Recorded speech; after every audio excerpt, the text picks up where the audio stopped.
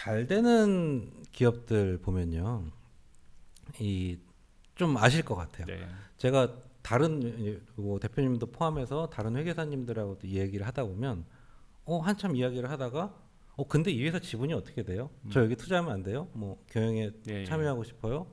이런 말씀을 하시는 분들이 가끔 계시거든요. 그렇죠. 저희한테도 예. 그런 게 있는데 그런 필이 오시는 예. 그런 회사가 있을 것 같아요. 예. 어떤 회사들이 좀 그런가요? 이거 되게 아이러니한데 매출이 커진다든지 아니면은 회사가 무언가 희망적인 비전을 발표하고 그런 게 물론 중요하잖아요. 그런 것보다는 이제 초기 기업이냐라고 하면은 거기에 역량과 구성원을 안 볼 수가 없거든요. 창업자. 근데 이게 중기가 되면은 그분들이 계속 활약하는 게 오히려 리스크더라고요. 그러니까 어느 정도 회사가 시스템화가 갖춰져야지 되는 거고 특정 인에게 딱 몰리면은 그것도 위험한 거고 이게 시스템을 잘 갖췄냐, 뭐 매출부터 시작해서 그런 라인들을 잘 갖추고 있냐, 근데 원가 관리 잘하고 있냐, 현금 흐름 관리 잘하고 있냐라는 시스템이 있는 경우가 있고, 그 다음에 이제 상장사나 실제 뭐 외부 투자 같은 경우에는 큰 회사들 같은 경우에는 그 현금 흐름 차원에서 이게 미래에도 계속 갈 수 있냐, 그리고 안정적으로 갈 수 있냐, 이게 이제 기본적인 가치 평가를 하게 되죠. 근데 그 앞에 있는 벤처 회사나 스타트업 같은 경우에는 그런 부분이 현실적으로 지금 알 수는 없기 때문에 그런 경우에는 볼 수 있는 것 중에 가장 기본 인성부터 시작해서 여러 가지를 좀 보게 됩니다. 제가 회계사님하고 말씀을 나누다 보니 예전에도 관상 같은 것도 좀 네. 보시는 것 같고요. 명리학 차원이 아니라 예. 뭐 차 정도 보신 적이 예. 있고 그런 것들까지 다 디테일하게 예. 보시고 거기 어떤 차이가 있을까요? 그 차량 먼저 말씀드리면 네. 저희가 투자하려고 실사를 이제 저도 이제 직접 참여해서 저도 이제 투자하는 상황이었는데, 그럼 실사는 팀을 따라갔어요. 후배 회계사들이 실사를 하고 따라갔는데 경영자분을 이제 만나기로 했어요. 근데 경영자분이 어느 정도 여기가 회원도 많고 한 그 플랫폼 회사였거든요. 근데 차가 정말 한 15년 전, 20년 전에 나온 기아 자동차에 나온 차를 타고 오는 거예요. 네. 근데 이 정도 보통 투자 받으면은 회사 차로 리스해가지고 그런 경우도 있고, 아니면은 개인 지분 조금 팔아가지고 좋은 외제차 타는 경우도 있는데, 이분이 딱 그거 타고 되게 이제 검소하게 이렇게 하는 거 보고 회사에 되게 몰입돼 있는 모습을 봤거든요. 네. 근데 그런 모습도 되게 좋게 보였어요. 네. 반대로 어떤 투자자분들 중에는 너무 차를 좋은 걸 타는 회사는 예. 좀 다르게 본다. 다르게 보죠. 네, 이런 예, 이야기도 예, 예. 들었어요. 왜냐면 너무 외형 위주로 이제 어필하려고 하는 게 있기 때문에 이게 알잖아요. 느낌이 있잖아요. 아까 관상 같은 경우에도 저는 이제 명리학을 뭐 이렇게 네. 잘 모르지만 그러니까 인상에 남는 게 있고, 사람이 항상 테이커들이 있잖아요. 자기가 뭔가 가져가려고 하는 사람이 아니라 기버인 분들을 최대한 만나려고 하는데 그래야지 궁극적으로 잘 되더라고요. 근데 기버인 분들은 인상이 대부분 다 거기에 써 있더라고요. 또 이런 경우도 있어요. 어떤 회사 방문하면은 화장실을 가게 되잖아요. 네. 그럼 화장실이 깨끗한가 아닌가? 화장실이 물론 낡을 수도 있죠. 건물이 오래되거나 그러면은. 근데 관리가 잘 되는 회사가 저는 되게 중요하다고 생각을 하거든요.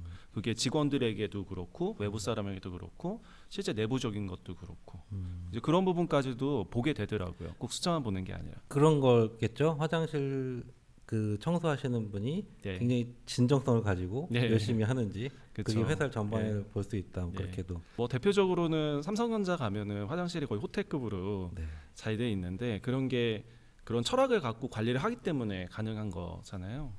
그런 부분들은 참 배워야겠다라는 생각을 항상 합니다. 알겠습니다. 화장실 하나만 봐도 알 수 예. 있는.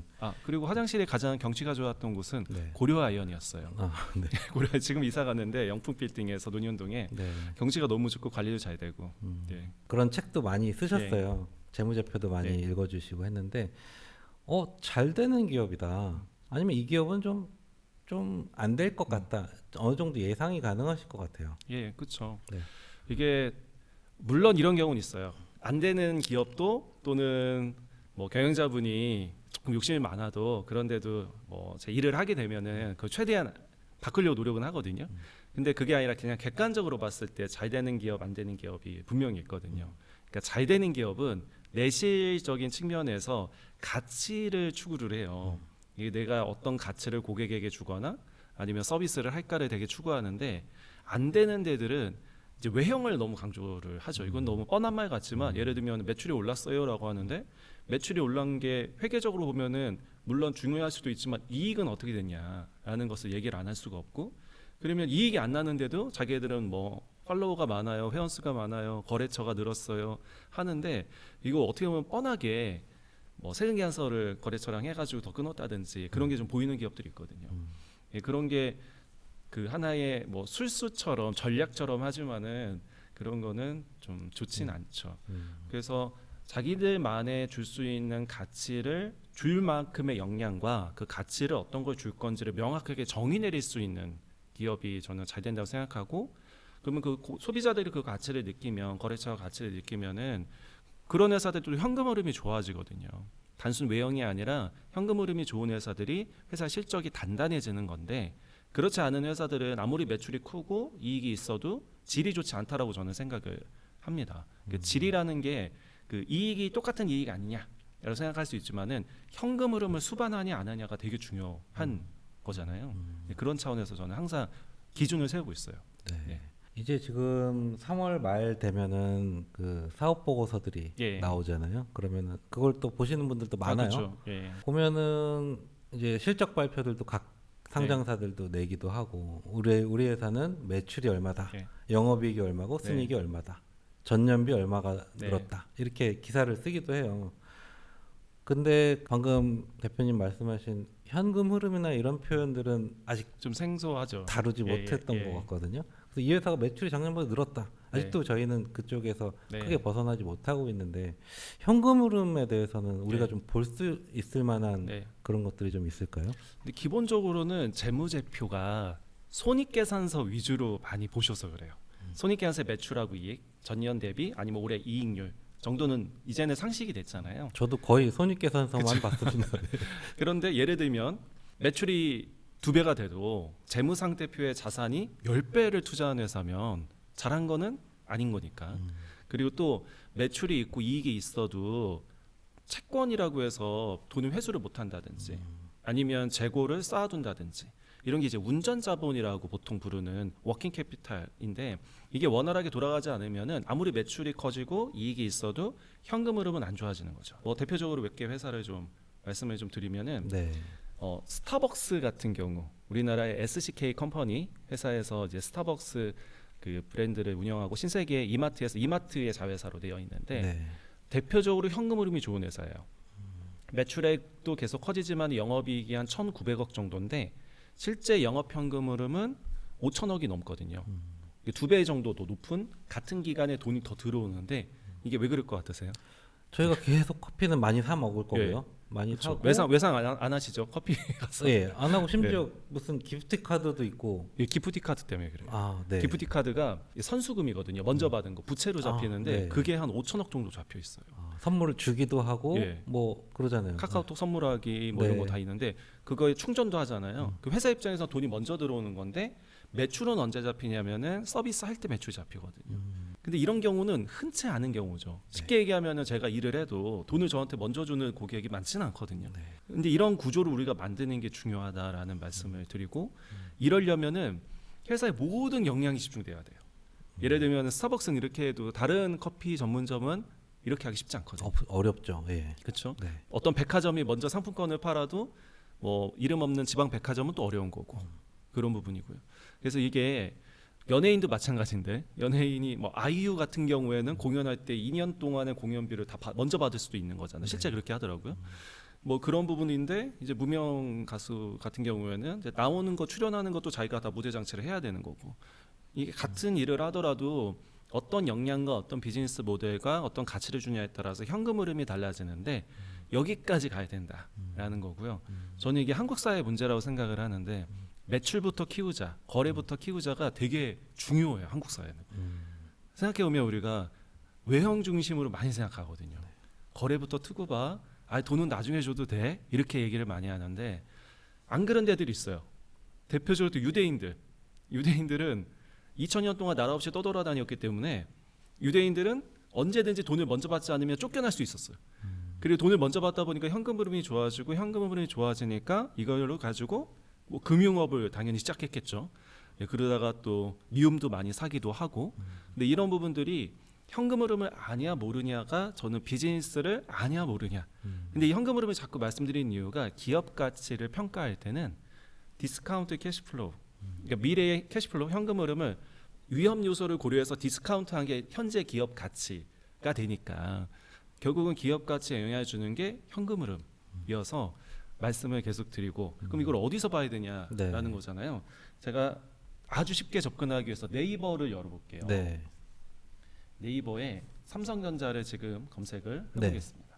오늘 주식시장이 여러 가지 전쟁 여파로 네. 좋지 않고요. 우리는 공부할 목적이니까 종목 분석을 한번 눌러보겠습니다. 종목 분석 누르고 쭉 내려오다 보면은 자 파이낸셜 서머리가 있는데 요 자료들도 근본적으로는 전자공시 시스템 여기 있는 전자공시 시스템에서 다 가져온 자료들이에요. 네이버에 들어왔지만은 여기 있는 자료들이 연간으로 한번 보겠습니다. 들어왔고 연간으로 보고요. 그러면은 가장 요약된 서머리 자료니까 이렇게 볼 수가 있는데 25년도에 국제회계 기준 IFRS 쓰고 있고 연결 재무제표로 돼 있습니다. 그럼 자회사 간의 거래를 상기한 실제 공표되는 매출, 영업이 이렇게 나오는데요. 지금 보면은 24년도랑 25년도를 비교해 보면은 영업이익이 32조 원에서 43조 원으로 매우 커졌죠. 네. 매우 커졌습니다. 그런데 한 2021년 이때 반도체 호황이었어요. 그러고 나서 이제 몇 년 동안 아주 힘든 시절을 거쳤는데 51조 원의 영업이익이었어요. 51조 원. 그러니까 작년에 좋았다고 하지만은 43조 원, 43조 6,011억 원으로 뭐 2021년보다는 좋지는 않았습니다. 피크는 아니었어요. 매출은 커졌지만. 그런데 주가가 많이 올랐잖아요. 네. 작년 특히 하반기에. 그 이유가 쭉 내려오다 보면은 여기 FCF라는 용어가 나오고 FCF 그때는 17조 9천억이었어요. 2021년에. 영업이익은 더 컸지만 그리고 작년에는 최대 프리캐시플로우 FCF를 기록했어요. 37조 원이 돈이 들어왔습니다. 이제 이때부터 이제 들으시는 분들이 여기서 이제 혼동이 오기 시작해요. 네. FCF는 뭐냐? 예. 약자가 뭔지는 모르겠는데 예, 뭔가 예. 현금스러운 뭔가 예. 같은데. 예. CF는 느낌이 딱 오죠. 네. 캐시플로우, 네. 캐시플로우 현금 흐름. 근데 앞에 F가 붙었어요. 음. FCF, 프리 캐시플로우. 전혀 친절하지가 않은 프리. 프리 캐시플로우. 이게 번역하면은 뭐라 번역해야 되나요? 프리 자유, 자유로운, 네. 현금 흐름으로 번역하면은 네. 틀린 말이 돼요. 또 챗 GPT에 물어보면은 자유 현금 흐름으로 번역을 많이 하는데 우리나라 공식 용어는 잉여 현금 흐름입니다. 잉여 잉여 현금. 현금. 네. 그러면은 저는 궁극적으로 이거를 보셔야 되는데 지금 대표님 많이 네. 지금 눈빛이 동공지진. 가지고 현금 네. 흐름이 남아 돌았다 이런 뜻인가요? 비슷해요. 네. 비슷해. 잉여됐으니까 남아돈 거잖아요. 네. 남아도는 게 있어야 진짜 가치가 있는 거거든요. 네. 자, 그럼 설명을 차분하게 네. 제가 딱 3분간 드려볼게요. 네. 자, 힘내시고요. 알 것 지금- 같습니다. 3분 지나면 알 테니까. 예, 3분 지나면 알 수 있고요. 네. 여기 보시면 영업이익이 작년에 43조 원인데 쭉 내려가서 보니 영업활동 현금 흐름이라는 거는 현금 흐름표에서 우리가 볼 수 있는 사항이에요. 네. 이거는 85조 원입니다. 거의 2배 정도 영업에서 돈을 번 거예요. 조금 아까 우리가 스타벅스 같은 경우도 영업이익은 24년 기준으로 25년 아직 안 나와서 24년 기준으로는 1,900억이거든요. 영업이익은. 근데 영업활동 현금 흐름은 2배 이상 높았어요. 한 5천억 돼요. 왜냐하면 같은 기간에 돈이 먼저 들어온 게 있다라는 선수금 때문에 그렇습니다. 그런데 삼성전자 같은 경우에는 이 영업이익을 잡을 때 다른 회사랑 다르게 상당히 보수적으로 잡아요. 대표적으로 두 가지가 있는데 회계 기준은 선택 규정들이 꽤 있습니다. 대표적으로 감가상각, 건물 몇 년 쓸 거야, 기계 몇 년 쓸 거야, 비용 얼마 잡을 거야, 감가상각 네. 같은 경우도 몇 년을 하냐에 따라서 감가상각 비용이 바뀌고 감가상각 비용이 바뀌면은 회사의 영업이익이 달라지거든요. 비용이 달라지니까. 근데 이걸 선택할 수가 있어요. 근데 우리나라 대부분의 회사들이 건물 같은 경우에는 철근 콘크리트 들어가면은 40년 동안 감가상각을 합니다. 네. 근데 삼성전자는 30년으로 해요. 그러니까 40년 동안 비용을 분산시킨 게 아니라 30년 동안 비용을 잡다 보니까 더 이제 비용은 많이 잡히고 이익은 상대적으로 줄어들어요. 네. 사례를 말씀드리고 있고요. 두 번째 사례는 삼성전자 같은 경우에는 1년에 연구개발비를 30조 원을 넘게 쓰거든요. 근데 연구개발비 같은 경우에도 특정 요건이 달성되면은 무형 자산으로 놓고 최장 20년 동안 나눠서 비용 처리를 할 수 있어요. 그러니까 쉽게 얘기하면 돈은 지금 나가는데 실제로는 비용은 나중에 청구서가 다 온다는 거예요. 이게 또 선택입니다. 근데 삼성전자는 안 잡아요. 무조건 발생하면 비용 처리예요. 만약에 정책상 자산화 시키고 20년 동안 나눠서 비용 처리하겠다라고 하는 회계 정책을 합법적으로 쓰게 되면은 당연히 영업이익이 확 올라갑니다. 한 70조 될 거예요. 70조. 그러면은 지금 정책 딱 2개 바꿔서 70조의 영업이익을 갖고 있는데 회사의 본질은 바뀐 게 없거든요. 실제 돈 쓴 거, 건물 산 건 똑같거든요. 그러면은 영업이익은 이렇게 정책에 따라서 회계 기준에 따라서 바뀌었는데 현금 흐름은 바뀌냐? 현금 흐름은 그대로입니다.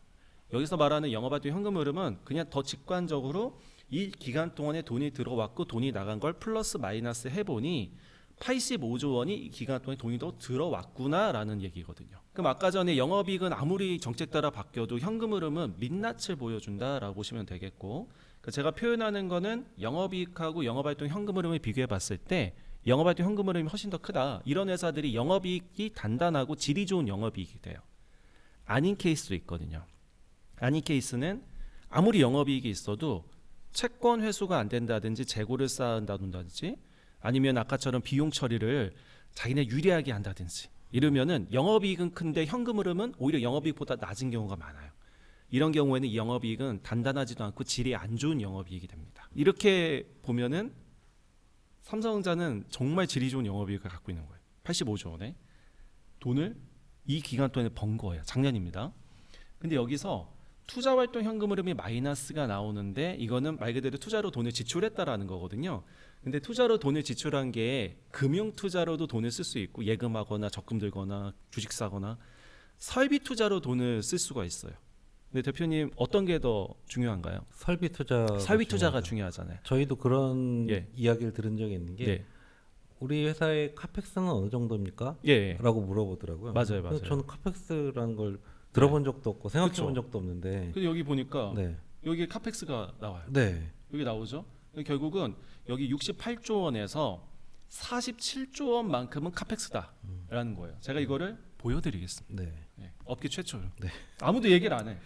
일단 제가 사업 보고서 최근에 나온 삼성전자 사업 보고서를 지금 열었고요. 회사의 개요부터 사업의 내용을 다 읽으셔야 돼요. 이거를 알고서는 원래 재무 정보를 보는 겁니다. 그래서 재무 정보가 세 번째 있는 거고 지금 우리가 본 게 손익 정보를 봤고요. 손익 정보의 영업이익은 43조 원이다. 이거 봤었고요. 그 다음에 현금 흐름표를 가서 보니까 실제로는 85조 원의 현금 흐름을 영업에서는 기록을 했어라는 게 나와요. 근데 이 중에서 투자활동 현금 흐름은 68조 마이너스는 지출했다는 게 더 많다는 소리고 68조 원을 지출했는데 여기 상당 부분이 다 금융자산과 관련한 부분이에요. 그래서 우리는 이거를 싹 밀어내고 여기에 보니까 설비 투자로 간 거는 유형 자산을 취득하기 위해서 공장 짓고 건물 이제 뭐 다 하고 기계 기계도 들어오고 사고, 한 게 47조 5,221억이다. 요게 카펙스가 되네요. 네. 요게. 자, 그러면 자. 아까 전에 여기 보니까 47조 5,221억. 이제 반 올림했네요. 네. 요게 이제 방금 보셨던 유형 자산을 취득하기 위해 지출한 거예요. 자, 설명을 좀 드리면 카펙스는 CAP는 캐피탈입니다. 캐피탈. 그리고 EX는 expenditure, 지출액이에요. 그럼 캐피탈 익스펜디처. 우리나라 말로는 자본적 지출이라고 공식 용어가 있어요. 자본적 지출인데 이게 너무 직역을 하다 보니까 이상해요. 자본적 지출은 자본을 동원해서까지 지출하는 거예요. 이렇게 이해하면 금방 이해가 돼요. 자본을 동원해서까지 개인이 지출할 일은 뭐가 있을까요? 내가 어디서 대출 받아가지고 집을 산다거나. 집을 사거나 네. 차를 사거나 정도예요. 네. 집을 사거나 차를 사거나 하는 개인 입장에서 설비 투자하는 거잖아요. 그래서 카펙스는 저는 설비 투자 지출액이다 이렇게 그냥 얘기하시라고 말씀을 많이 드려요. 설비 투자 지출액. 카펙스가 많은 것도 좋은 거예요. 그러면? 적절한 게 좋은 겁니다. 적절한 게. 적절하게 네. 제가 너무 네. 이상한 말을 했지만은 네. 우리 회사 구조, 우리 업계 통상적으로 카펙스가 많으면 우리는 잘못하고 있는 거잖아요. 근데 우리가 성장함에 따른 카펙스를 했다는 건 미래에 투자한 거기 때문에 그 부분을 보는 거예요. 그럼 카펙스를 투자를 하나도 안 했다. 설비 투자 하나도 안 해. 나는 그냥 현재만 유지할 거야. 이것도 좋은 게 아니죠. 아닐 것 같아요. 예. 네. 이거는 그래서 미래를 위한 거예요. 참고로 카펙스가 있고 오펙스도 있어요. 오퍼레이션 뭐 익스펜디처가 되겠죠. 오퍼레이팅 익스펜디처. 이거는 예를 들면 기업 입장에서는 급여를 주거나 소모품을 사거나 뭐 출장비를 주거나 하는 거를 대출 받아서 주진 않거든요. 그럼 큰일 나죠. 예. 네. 그래서 그거는 영업 통해 가지고 내가 돈 번 거 갖고 줘야 되는 거니까 그거는 오펙스. 카펙스는 장기간에 걸쳐서 투자한 거죠. 그래서 이제부터는 산수입니다. 네. 대표님 믿어요. 산수. 네. 산수. 네. 삼성전자가 작년에 85조 원을 벌었어요. 그런데 카펙스로는 설비 투자 지출액으로 유형산 취득한 거 보니까 47조 원을 썼습니다. 85조 원의 영업에 돈을 벌었지만 47조 원을 설비 투자 지출액으로 썼어요. 그래서 남은 게 37조 7,930억입니다. 뺄셈이네요. 네. 뺄셈이 그 산수예요, 산수. 네. 자, 그러면은 이 프리 캐시플로우라는 거는 잉여 현금 흐름은 영업 활동 현금 흐름에서 카펙스를 뺀 거예요. 쉽게 얘기하면은 내가 이만큼 돈을 벌었는데 내가 이 정도는 설비 투자 위에 돈을 썼어. 그 손에 쥐는 남는 잉여된 돈은 얼마야? 요거를 보는 게 프리 캐시플로우예요. 근데 이게 왜 중요하냐? 남아야죠. 아무리 영업활동 현금 흐름이 있어도 더 많이 투자하면서 남는 게 없으면 가치가 있다라고 보기 어렵거든요. 그리고 이게 뭔가 대단한 용어라고 생각하시면 안 되는 게 삼성전자 주주신가요? 아니요. 아니시군요. 주식 투자 안 하신다고 제가 알고 있습니다. 네. 못합니다. 관심은 많지만 하면은 안 될 것 같아서 안 하시는 걸로 제가 알고 있고요. 네. 제가 삼성전자 저는 주주기 때문에 자 사랑하는 회사 삼성전자 배당을 얼마나 주나 가볼게요. 배당에 관한 사항을 공시를 보겠습니다. 여기 보니까 이거 아무도 안 본 건데 삼성전자가 2026년까지 배당을 준대요. 어떤 기준이냐? 주주환원 정책에 따라 3년간 2021년부터 2023년까지 실적 중에 뭐라고 써 있나요 여기? 잉여 현금 흐름 프리 캐시플로우의 FCF. 50%를 재원으로 활용해서 정규 배당을 연간 총 9.8조 원 준대요. 그러니까 지금 올해 26년이기 때문에 26년도에도 배당이 9.8조 원 나올 거예요. 공시가 돼 있습니다. 그 기준이 프리 캐시플로우예요. 우리가 공부를 해야겠죠. 이 정도는 기본 용어. FCF는 FCF는 기본 봐야 용어예요. 되는 거죠. 기본 용어예요. 근데 사실 기본 용어라고 하지만은 많은 분들이 공부를 그동안 할 기회는 없었어요. 네. 그리고 또 한 회사 볼게요. SK 하이닉스를 보겠습니다. SK 하이닉스는 배당금을 얼마나 줄까? 어떤 기준으로 줄까? 궁금하잖아요. 또 가서 보면은 똑같은 사업 보고서에서 배당에 관한 사항을 보겠습니다. 6장 가서 보니 뭐라고 져 있냐 봤더니요. 정책이 이번에 좀 바뀌었네요. 2025년부터 2027년은 고정 배당금을 주당 1,500원을 준대요. 네. 삼성전자보다는 배당을 왜 그러냐 했더니 여기 최태현 회장님이 얘기하셨어요. 캐펙스 투자해야 된다고. 우리 설비 투자 앞으로 많이 해야 되기 때문에 배당보다는 기업의 가치를 높이겠다 이렇게 말씀을 하셨거든요. 근데 그 전에는 어떤 정책을 썼냐? 연간 프리 캐시플로우의 5%를 배당을 줬어요. 여기서도 아무 설명 없이 프리 캐시플로우라는 용어를 씁니다. 예. 그렇기 때문에 우리가 이 용어는 좀 꼭 기억을 하셨으면 좋겠고 제가 이거를 더 쉽게 보기 위해서 야후 파이낸스는 제가 자주 들어가는 사이트예요. 야후를 안 보시죠? 네. 저도 야후는 안 보는데 야후 파이낸스는 봅니다. 네. 여기 들어가가지고 회사 이름을 한 군데 볼게요. 어느 회사 볼까요? 쿠팡? 쿠팡 볼까요? 쿠팡도 현금 흐름이 좋은 회사입니다. 좋은 회사예요. 우리 한번 볼게요. 자, 쿠팡에서 파이낸셜 들어가서 재무 정보를 바로 한번 보겠습니다. 오늘 주식을 뭐 얘기하는 날은 아니기 때문에 여기 보시면은 쿠팡이 2025년도에 결산이 되어 있고요. 상장이 미국에서 돼 있습니다. 그래서 매출액, 영업이익 나오고 있고요. 이게 $1,000 기준으로 되어 있어요. 그러면서 4억 7,300만 달러가 작년에 영업이익이 기록이 됐습니다. 근데 제가 현금 흐름을 바로 가서 볼게요. 캐시플로우로 왔습니다. 캐시플로우로 왔고요. 오퍼레이팅 캐시플로우를 보니까 17억 달러입니다. 17억 달러. 거의 4배 정도 높게 현금 흐름이 좋아요. 이런 케이스가 흔하지 않습니다. 그리고 이 회사는 현금 흐름은 17억 달러 정도 영업에서 돈을 벌었는데 인베스팅 캐시플로우를 바로 보지 말고 여기 중간에 보니까 캐펙스가 있네요. 12억 달러 정도는 설비 투자를 했어요.